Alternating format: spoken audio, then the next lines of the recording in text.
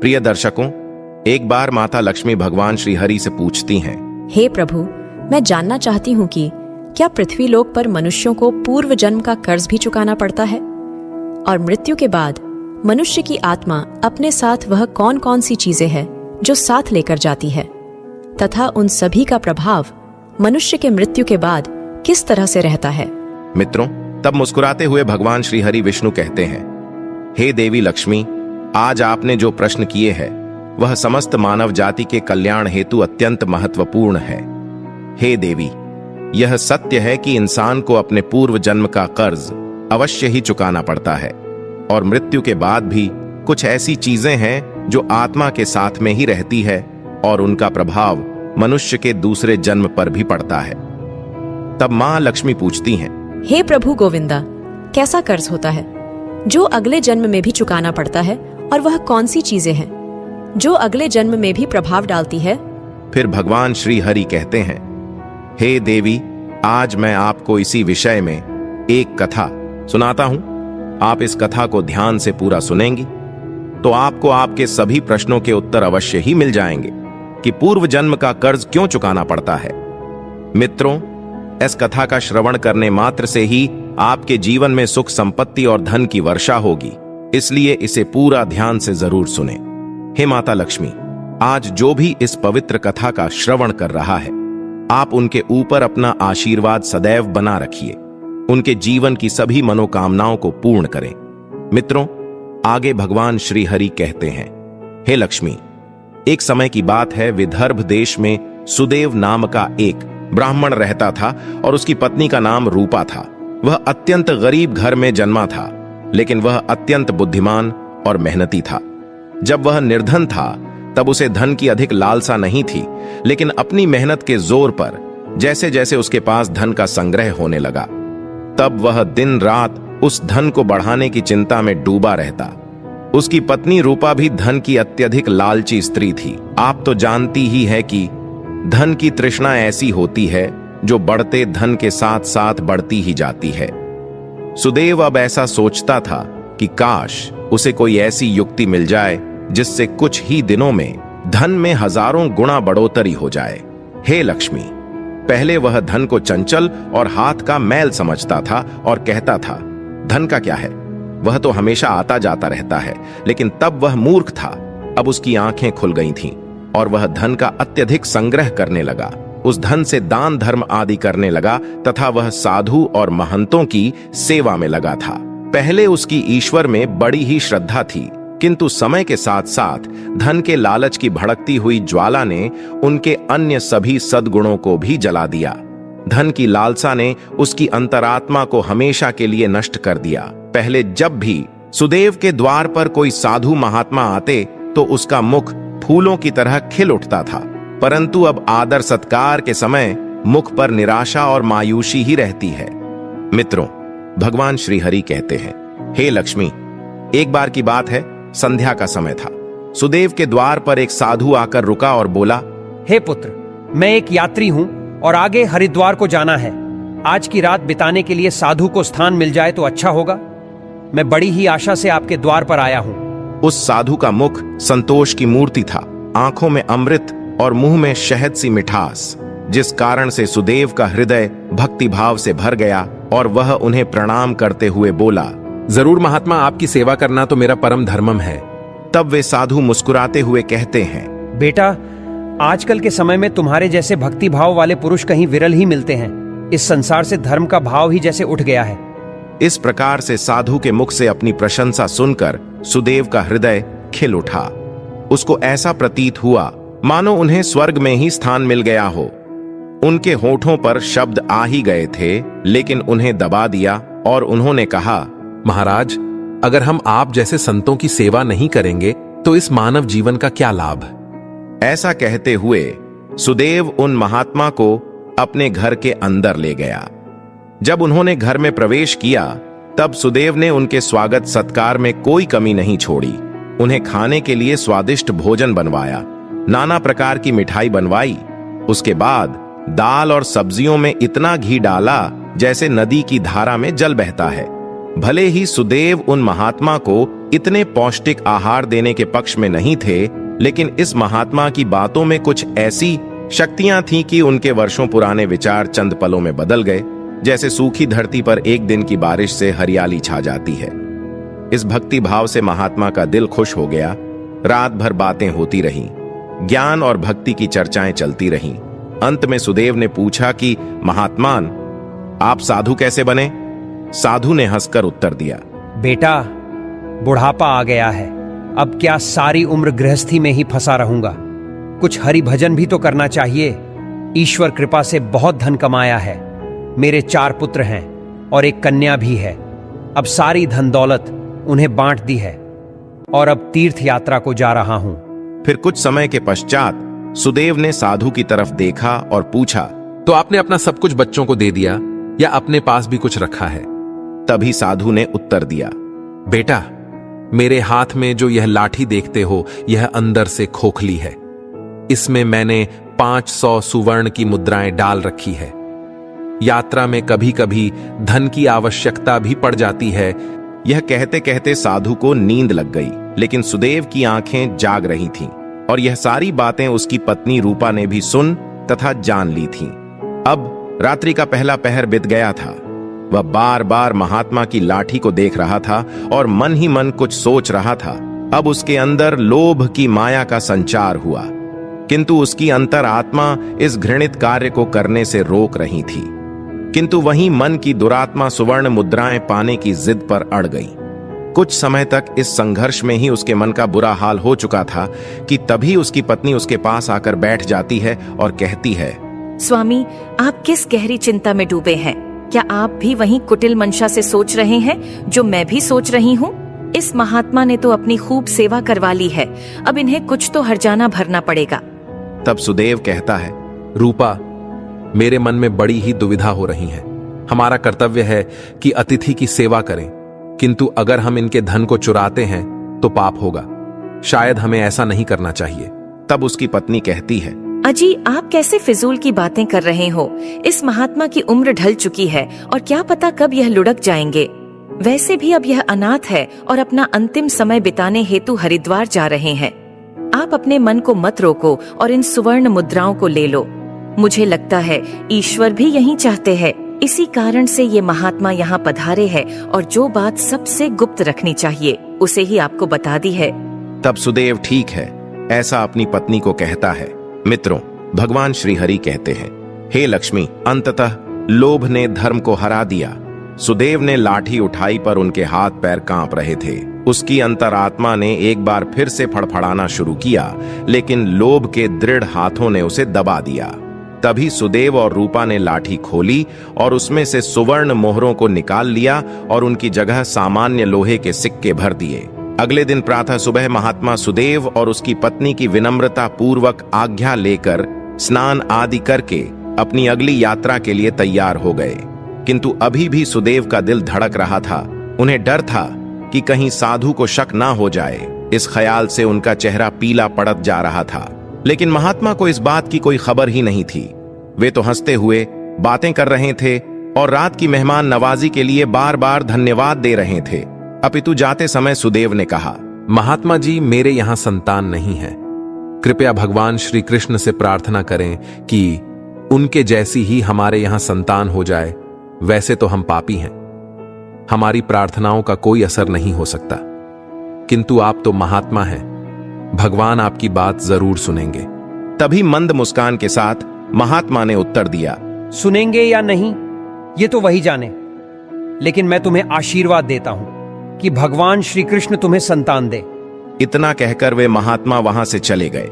मित्रों, भगवान श्री हरि कहते हैं, हे लक्ष्मी, अब जैसे सुदेव के सिर से एक बड़ा बोझ हट गया था। उन्हें ऐसा लगा जैसे महात्मा के जाने के साथ ही उनके दिल से एक पत्थर हट गया हो। किंतु वे दोनों पति पत्नी इस चोरी के फल से नहीं बच सकते थे। यह बात सुदेव का मन और मस्तिष्क भी अनुभव कर रहे थे, परंतु वह इस चोरी के प्रकट होने से वे बहुत डरते थे।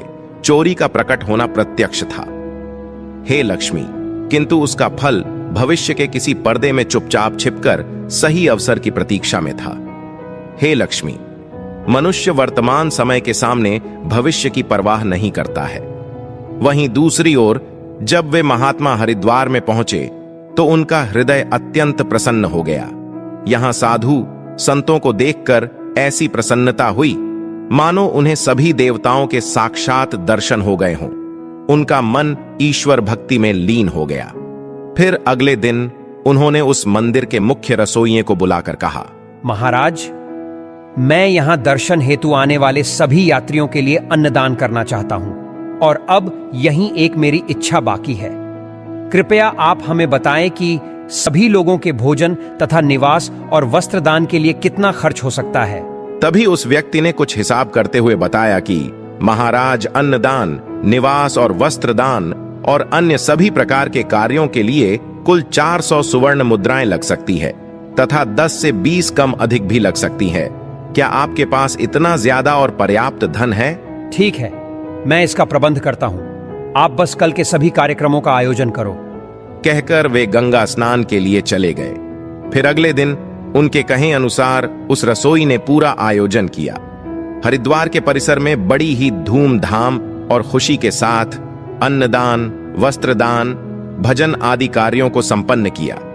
वहां मौजूद सभी लोग देखकर खुशी से कहने लगे, महात्मा स्वयं गरीब होकर कितने ही उदार है और जिनके पास धन की कोई कमी नहीं होती है। वे व्यर्थ के दिखावेबाजी में लुटा देते हैं, बेटों के विवाह पर उड़ा देते हैं, परंतु धर्म की राह पर एक कौड़ी भी खर्च नहीं करते। यह एक नेक दिल मनुष्य है जिसने अपना धर्म समझा और धर्म के सामने धन का मोह नहीं देखा। तब अपनी प्रशंसा सुनकर महात्मा के खुशी का कोई ठिकाना न रहा। उनका हृदय आनंद से भर प्रसन्न हो रहा था। किंतु हे लक्ष्मी, वहीं दूसरी ओर उसका भाग्य रो रहा था। जब संध्या हुई, महात्मा ने अपने कमरे का दरवाजा बंद किया और लाठी को खोलकर देखा तो लाठी के अंदर लोहे सिक्के के देखकर उसका हृदय कांप गया। उसे ऐसा प्रतीत हुआ मानो वह कोई भयानक स्वप्न देख रहा हो। उसे अपनी आंखों पर यकीन नहीं हो रहा था। वह चाहता था कि यह स्वप्न जल्द से जल्द टूट जाए, पर यह कोई ऐसा स्वप्न नहीं था जिससे नींद खुल जाए। उसने बार बार अपनी आंखें मल मल कर देखा, पर सिक्के वहीं थे। अब उस महात्मा को थोड़ी ही देर में रसोइयों को हिसाब कर उनका धन लौटाना था। उसने सोचा, अब क्या होगा? अपमान की छवि उसकी आंखों के सामने खींच गई और कहने लगा, हे प्रभु, आप मुझे क्षमा करें। और महात्मा कांपते हुए खड़े हो गए। उन्हें अपमान का ख्याल अपमान से भी ज्यादा डरावना लग रहा था। अब उनमें इसे सहन करने की शक्ति नहीं थी। वे कुछ देर तक सोचते रहे और उन्होंने अचानक से दरवाजा बंद कर दिया और साथ ही उम्मीदों के द्वार भी बंद हो गए। महात्मा ने चारपाई की रस्सियों को निकाला और उन्हें छत से लटका दिया। अब मौत दरवाजे पर खड़ी थी कि तभी महात्मा की अंतरात्मा ने उपदेश दिया, दिमाग ने भी सलाह दी कि यह तुम क्या कर रहे हो? आत्महत्या सबसे बड़ा निंदनीय कर्म है, ऐसा मत करो। पर निराशा ने हर तरफ से हरा कर रख दिया। महात्मा का चेहरा मृत व्यक्ति की तरह सफेद पड़ गया था। तब उसने चारपाई पर खड़े होकर अपनी गर्दन में फंदा डाला और कांपते हुए पैरों से चारपाई को ठोकर मार दी। वह महात्मा फांसी पर झूल गया और उसकी मौत हो गई। जहां सुबह बहुत सुखपूर्वक शांत थी, लेकिन किससे पता था कि शाम इतनी दुखद होगी। कुछ ही समय बाद यह घटना का चारों ओर बोलबाला हुआ। यह सब देखकर उस रसोई ने ही महात्मा का अंतिम संस्कार किया और फिर से भगवान का नाम लेकर अपने काम में लग गया। मित्रों, भगवान श्री हरि कहते हैं, हे लक्ष्मी, वे महात्मा तो मर गए, लेकिन उनका आशीर्वाद अभी भी जीवित था। 1 साल के भीतर ही चोर ब्राह्मण सुदेव के घर में एक पुत्र का जन्म हुआ। इस अवसर पर सुदेव ऐसे प्रसन्न थे मानो सारे संसार का धन उसे मिल गया हो। अब तो अंधेरे घर में प्रकाश छा गया था। उनके पैर धरती पर ना पड़ते थे। उसने बालक का नामकरण संस्कार बड़ी ही धूमधाम से किया। इस उत्सव के अवसर पर एक नगर भोज दिया गया। उस दिन सुदेव ने अपनी सारी जिंदगी की कंजूसी निकाल दी और धन को पानी की तरह बहाया और बालक का नाम आत्मदेव रखा गया। जैसे जैसे वह आयु में बढ़ता जाता, सुदेव की कामनाएं पल्ला पसार रही थीं। आत्मदेव बहुत ही सुशील और भगवान का उपासक बालक था। उसकी तीक्ष्ण बुद्धि देखकर आश्चर्य होता था। लोग कहते थे कि यह कुल का नाम बढ़ाएगा। सुदेव यह सुनकर फूले ना समाते। उसकी शरारतों को और चंचलता को देखकर उनका प्यार और भी बढ़ता जाता था। इसी प्रकार 6 वर्ष बीत गए। आत्मदेव शिक्षा ग्रहण करने हेतु आश्रम में गया।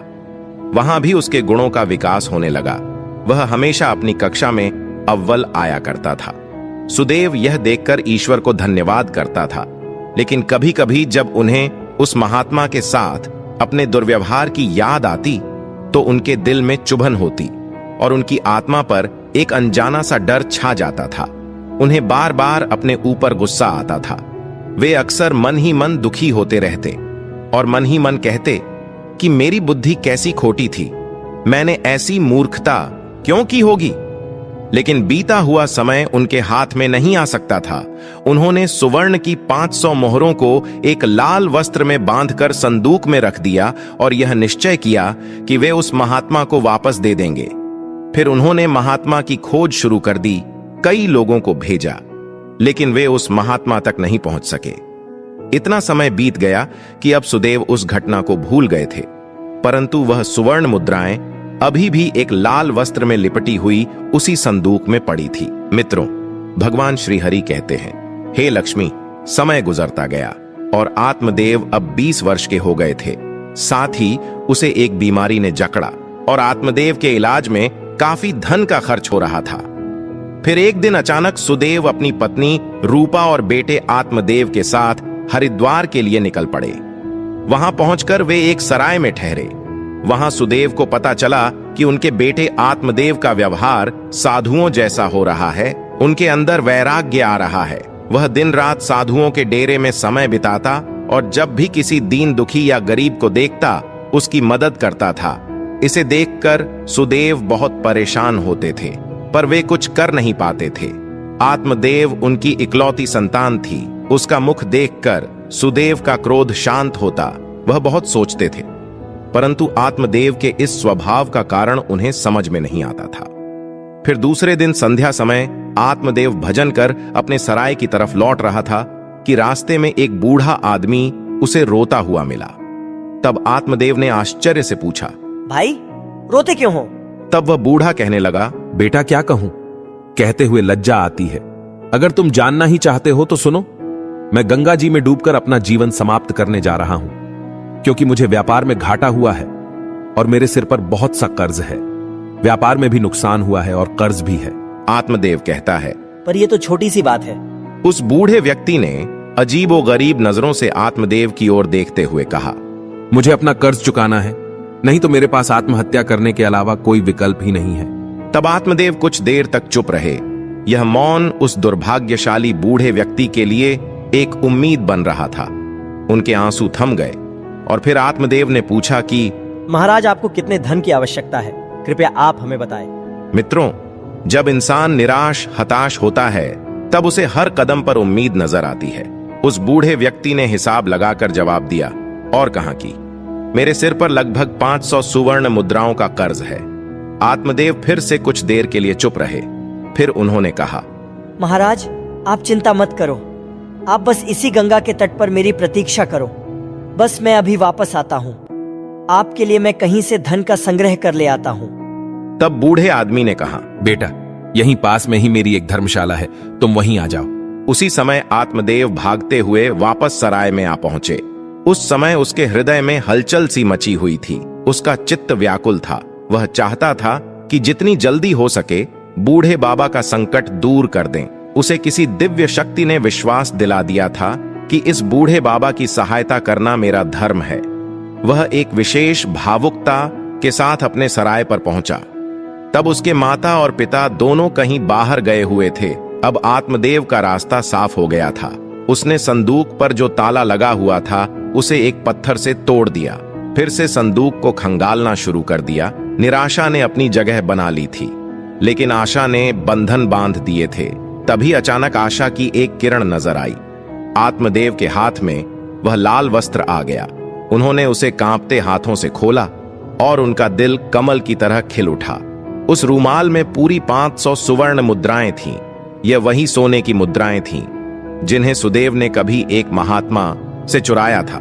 जब मुद्राओं की गिनती की तो वे पूरी 500 ही निकली। आत्मदेव का दिल प्रसन्नता से भर गया और उसने वह मुद्राएं अपनी जेब में डाली और वस्त्र को वापस संदूक में रख दिया तथा अति उत्साह के साथ उसी बूढ़े बाबा के पास जा पहुंचा और उन्हें वह मुद्राएं दी।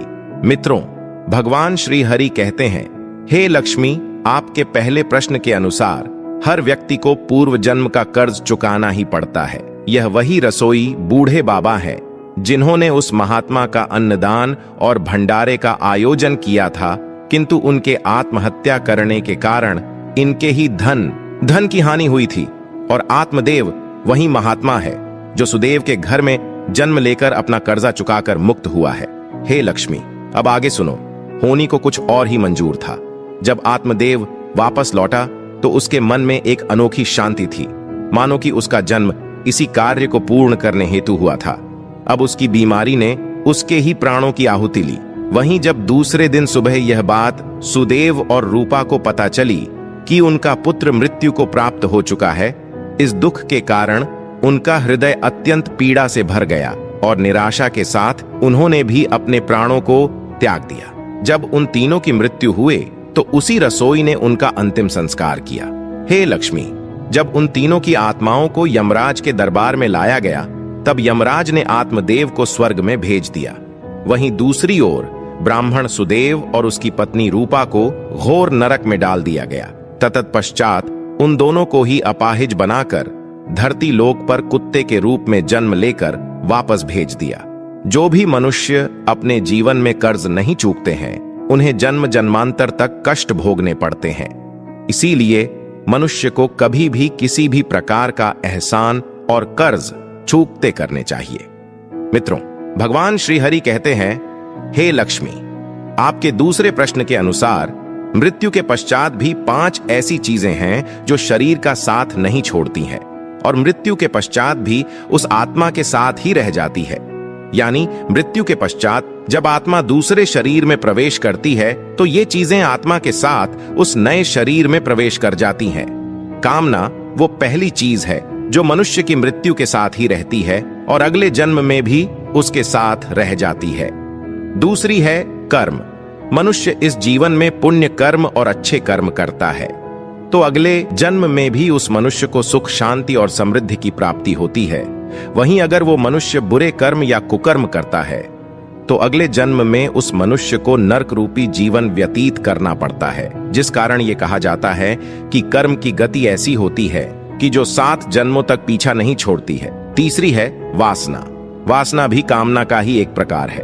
वासना एक ऐसी चीज मानी जाती है जिसका कोई भी अंत नहीं है। मृत्यु की चौखट पर आए हुए लोग भी वासना से मुक्त नहीं हो पाते हैं। इस सांसारिक सुख की चाहत और काम की इच्छा वासना कहलाती है। मन, शांति और ज्ञान ही एकमात्र वस्तु है जो वासना से मुक्ति दिलवा सकती है। चौथी है स्मृति या ज्ञान। बुद्धिमान मनुष्य हमेशा ही बुद्धिमान और विवेकशील रहते हैं, जिस कारण से उन्हें जल्दी मुक्ति की प्राप्ति होती है। और 5वीं बात है कर्ज। कर्ज एक ऐसी चीज है जो मनुष्य के मरने के बाद भी उसका पीछा नहीं छोड़ती है। अगर किसी से कर्ज लिया है तो उसे मरने से पहले जरूर चुका देना चाहिए। लिया गया कर्ज और दिया गया कर्ज जन्म जन्मांतर तक उस मनुष्य के साथ ही रहता है। अगर कोई मनुष्य कर्ज लेकर मरता है तो उसका कर्ज परलोक में वापस मांगा जाता है, साथ ही उसे अपने कर्ज की सजा भी दी जाती है। इतना ही नहीं, पुनर्जन्म में उस कर्ज के भरण के तौर पर उस मनुष्य के शरीर के किसी भी हिस्से को अपंग या अपाहिज बना दिया जाता है। अगले मिलने वाले जन्म में भी वह व्यक्ति सुख सुविधाओं से दूर रहता है और हमेशा अपने जीवन में असफल रह जाता है। मित्रों, तो उम्मीद है आपको यह कथा पसंद आई होगी। वीडियो को लाइक जरूर करें और कमेंट में जय श्री लक्ष्मी नारायण अवश्य लिखें। साथ ही चैनल को सब्सक्राइब करें। आप सभी का धन्यवाद।